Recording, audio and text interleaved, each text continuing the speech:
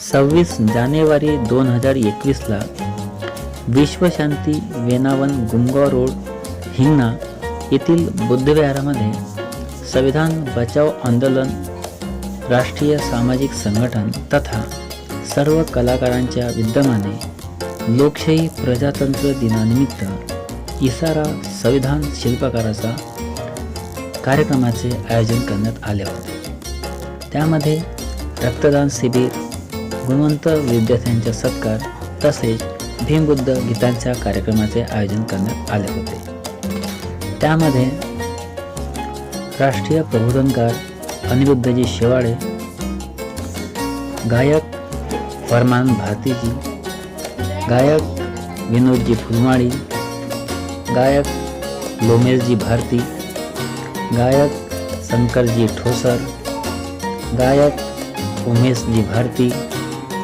गायक प्रशांतजी नारनवरे, प्रबोधनकार अजय कुमार, गायक Vikas Raja, little singer Arya, little singer Spruha आणि इतर गायक गायिका उपस्थित होते।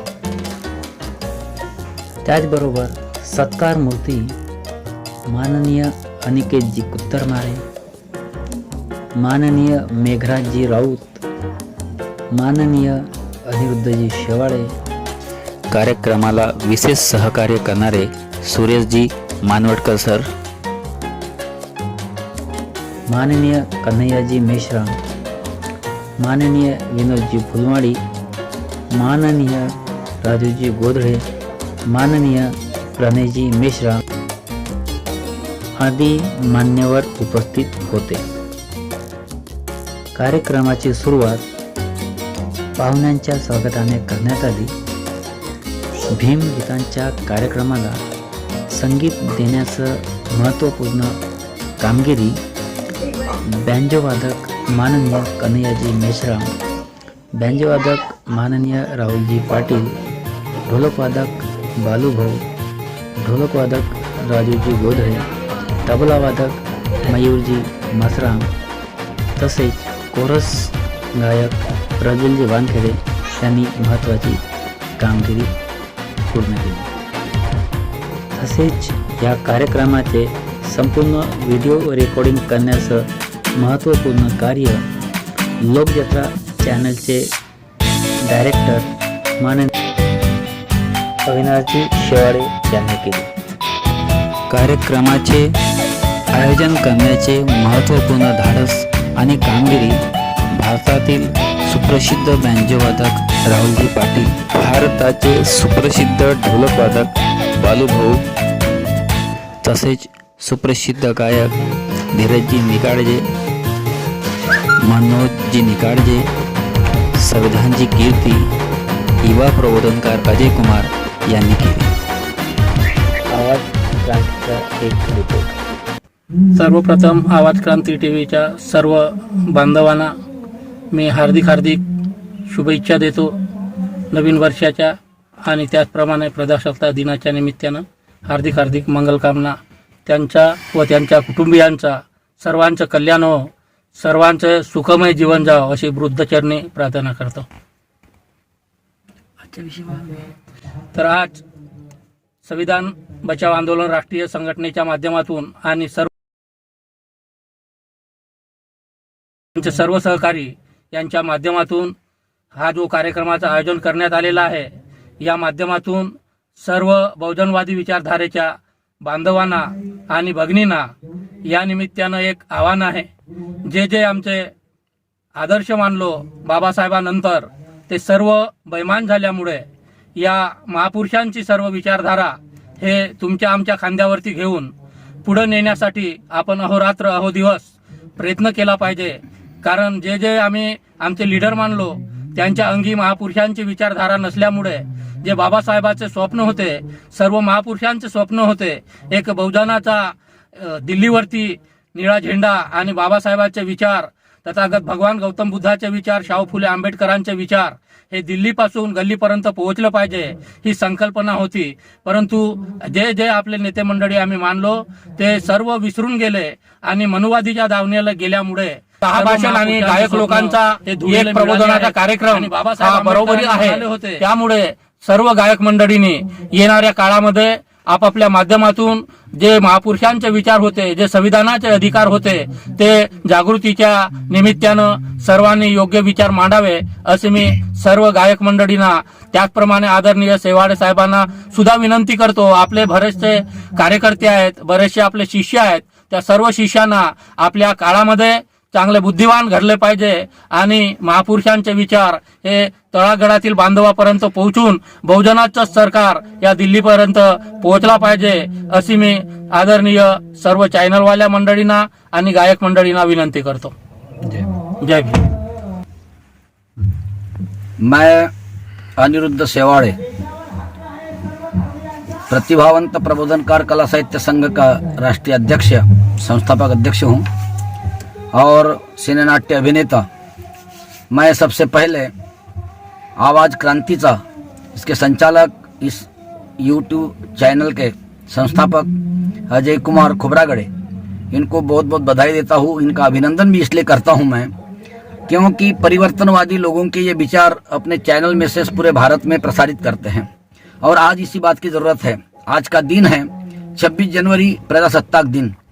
प्रजासत्ताक दिन बोले तो भारत के ज़मीन पर जो भी इंसान पैदा होता है, हर एक इंसान को, चाहे टाटा बिरला अंबानी हो या कोई मजदूर किसान हो, झोपड़ी में रहने वाला हो या महल में रहने वाला हो, हर एक इंसान को सरीका, वन मैन वन वोट यानी इक्वेलिटी, जिसको समानता बोलते हैं। तो बुद्ध की समानता का संदेश डॉक्टर बाबा साहब अम्बेडकर जी ने आज के दिन जो 26 नवंबर 1949 को भारत के संविधान में लिखा था, वही कानून आज के दिन 26 जनवरी 1950 को अमल में आया है। इसको बोलते प्रजासत्ताक दिन। तो प्रजासत्ताक दिन की मैं पूरे भारतवासियों को बहुत बहुत बधाई भी देता हूँ और सब भारतवासी खुशी से जिए ऐसी उनको कामना भी करता हूँ। आज का दिन इतना अच्छा दिन है कि पूरे दुनिया में जितने भी दुनिया में राष्ट्र है, पूरे राष्ट्र के लोग डॉक्टर बाबा साहब अम्बेडकर जी ने भारत का जो संविधान लिखा है, इस संविधान की प्रशंसा करते हैं, संविधान की तारीफ भी करते हैं। उसका कारण एक है कि हमारे देश में, भारत देश में जितने भी जाति पंथ के लोग हैं, जितने भी संप्रदाय के लोग हैं, वंश परंपरा के लोग हैं, सब लोगों को एक जगह लाकर उनको सब इक्वालिटी यानी समानता से जीने का अधिकार भारत के संविधान में डॉक्टर बाबा साहब अम्बेडकर जी ने दिया है। दूसरी अच्छी बात एक ये है कि हमारे देश में पुरुषों के बराबरी का अधिकार नारियों को नहीं था। फिर वो कोई भी धर्म की नारी हो, तो हर धर्म के नारी को जब भी कोई अन्याय हो, अत्याचार हो, तो हर नारी को कोर्ट में जाके अपना हक मांगने का अधिकार डॉक्टर बाबा साहब अम्बेडकर जी ने दिया है। हिंदू कोड बिल से उन्होंने, उस समय तो हिंदू कोड बिल प्रधानमंत्री पंडित जवाहरलाल नेहरू जी के जमाने में मान्य तो नहीं किए थे, ना उनको रखने दिए संसद में, पार्लियामेंट में, लेकिन डॉक्टर बाबा साहब अम्बेडकर जाने के बाद में जो संविधान में डॉक्टर बाबा साहब अम्बेडकर जी ने पुरुषों के बराबरी का, महिलाओं को जो अधिकार दिया है, तो जैसा एक व्यक्ति को, एक लड़के को माँ बाप के प्रॉपर्टी में अधिकार मिलता है, वैसा अधिकार आज हमारे देश में महिलाओं को मिलता है। इतना अच्छा कानून डॉक्टर बाबा साहब अम्बेडकर जी ने बनाया है। इसलिए हमारे देश के इस कानून को प्रजासत्ताक दिन आज 26 जनवरी को कहते हैं। और 26 जनवरी का दिन हमारे देश के हर इंसान को, जो भी पैदा होता भारत देश में, हमारा देश प्रबुद्ध भारत देश है। डॉक्टर बाबा साहब अम्बेडकर जी ने कहा था कि इस देश को मैं प्रबुद्ध भारत बनाऊंगा, मैं बौद्धमय बनाऊंगा। डॉक्टर बाबा साहब अम्बेडकर जी ने विधिवत रीत्या इस देश को प्रबुद्ध भारत बनाया है। ये बौद्धिस्ट राष्ट्र है। कैसा है? राष्ट्रपति का जो भवन है, राष्ट्रपति भवन में जब राष्ट्रपति जहाँ बैठते हैं, राष्ट्रपति के सिंहासन के ऊपर में धम्म चक्र प्रवर्तनाएं लिखा है, धम्म चक्र प्रवर्तनाएं। दूसरी बात एक है, हमारे देश का जो राष्ट्रध्वज है, जो 3 रंग है, एक सफेद रंग है, एक हरा रंग है और एक केसरी रंग है। तो केसरी रंग इसका है त्याग का रंग, जिसमें अपने जिंदगी का त्याग करके औरों का कल्याण जिसमें कहते, उसको कहते केसरी रंग, वो त्याग का रंग है। ये हमारा देश कृषि प्रधान देश है। अभी हमारे देश में देखो किसानों का बहुत बड़ा आंदोलन हो रहा है। तो ये हक मांगने के लिए किसान सब एकजुट हुए हैं, क्योंकि किसानों का हक छीना गया है। तो कोई भी जो सरकार आएगा, कोई भी सरकार आए, जो भी सरकार आएगा, वो सरकार अपनी मनमानी नहीं कर सकता है। जबकि डॉक्टर बाबा साहब अम्बेडकर का कानून ऐसा है कि कोई भी जनता के कल्याण के लिए आदमी ने करना चाहिए। तो यहाँ का जो सरकार है, ये सरकार ने 3 कानून ऐसे बनाए कि जिसमें किसानों का कोई फायदा नहीं है। इसलिए सारे देश के किसान अभी इस सरकार के खिलाफ में गए हैं। तो डॉक्टर बाबा साहब आम्बेडकर जी का कहना था कि व्यवस्था परिवर्तन यही आखिरी मकसद भीम जी का था। मुझे एक बहुत अच्छी बात याद आई, व्यवस्था परिवर्तन यही आखिरी मकसद भीम जी को पाना था, उसके सिवा ना इंसान की तरक्की ये भीम जी ने जाना था। दबे कुचले किसान मजदूर इनको राज सिंहासन पर लाना था और यही सच्चा प्रजातंत्र है, सारे दुनिया को दिखाना था। तो ये प्रजातंत्र डॉक्टर बाबा साहब आम्बेडकर जी ने सारे दुनिया को दिखाया। इसलिए जो विश्वगुरु जिसको कहते हैं, विश्वगुरु कहते हैं गौतम बुद्ध को। 125 राष्ट्र जितने हमारे दुनिया में हैं, 125 राष्ट्र गौतम बुद्ध के अनुयायी हैं। वहां बौद्धिस्ट राष्ट्र है पूरे 125 दुनिया में। तो उन 125 राष्ट्र के जितने बौद्धिस्ट लोग हैं, पूरे बौद्ध राष्ट्र है, उन बौद्ध राष्ट्रों से हमारे देश के पिछड़े लोग, अविकसित लोग जो है, किसान मजदूरों को उनके साथ में मिलाने का काम डॉक्टर बाबा साहब आम्बेडकर जी ने भारत के संविधान से किया है। बहुत अच्छा काम किया है। आज का जो दिन हमारे देश में, हमारे पूरे भारत देश में 26 जनवरी का जो दिन मनाया जाता है, प्रजासत्ताक दिन, ये उसकी अगर मेहरबानी किसी के तो डॉक्टर बाबा साहब आम्बेडकर जी की मेहरबानी है।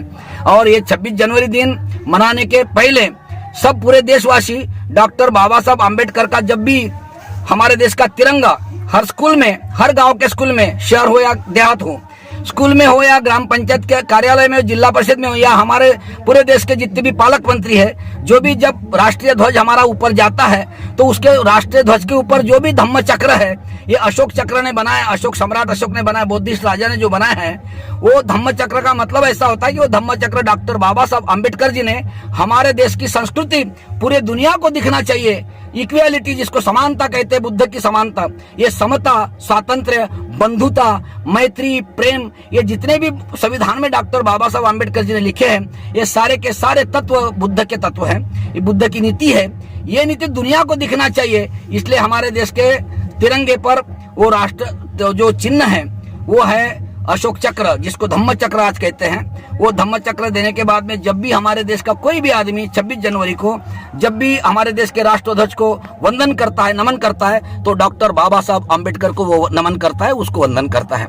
मैं आज के दिन 26 जनवरी 1950 को जो ये प्रजासत्ताक दिन हमारे देश में आया है, तो आज के दिन में 26 जनवरी के दिन प्रजासत्ताक दिन, ये सब पूरे भारतवासियों को बहुत बहुत बधाई देता हूँ। उनका मंगल कल्याण हो।